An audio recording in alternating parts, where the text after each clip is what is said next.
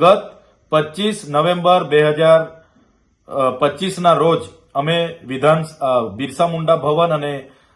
સવિર્ણ સંકુલ 1 મંત્રીશ્રીને મળ્યા અને અમે રજૂઆત કરી કે દિન 15માં જો 2024-25ની શિષ્યવૃત્તિ જમા નહીં થશે તો અમે દિન 15 બાદ અમારે રચનાત્મક કાર્યક્રમો ગાંધીનગરમાં આપવા પડશે, જેને ધ્યાને લઈને ગત રોજ ગુજરાત સરકારના આદિજાતિ મંત્રી શ્રી નરેશભાઈ પટેલ દ્વારા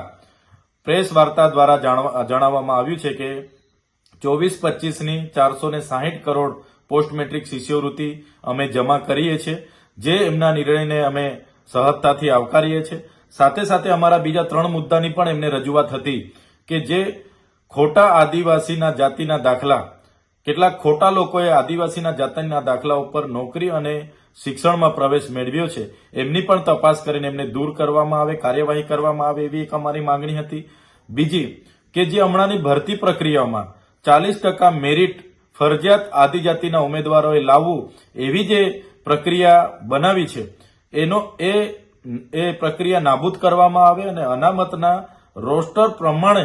જેટલી જગ્યા આદિજાતિઓ માટે ફળવાય છે તમામે જગ્યા આદિજાતિઓ થકી જ ભરવામાં આવે, એવી અમારી બીજી ત્રીજી માંગણી હતી। ચોથું કે આદિજાતિ વિકાસ વિભાગ દ્વારા સંચાલિત જે છાત્રાલયો છે એમાં મહિનાનું ફૂડ બિલ માત્ર 2100 રૂપિયા છે, એટલે પર ડેનું 70 રૂપિયા। હવે 70 રૂપિયામાં વિદ્યાર્થીઓ રહેવાનું છે, નાવાનું છે, ભણવાનું છે, લાઇટની સુવિધા છે, બધી સુવિધા 70 રૂપિયામાં આવે અને એ 70 રૂપિયામાં એમનો નાસ્તો અને 2 ટાઈમનું જમવાનું આવે, ત્યારે આ મોંઘવાડીમાં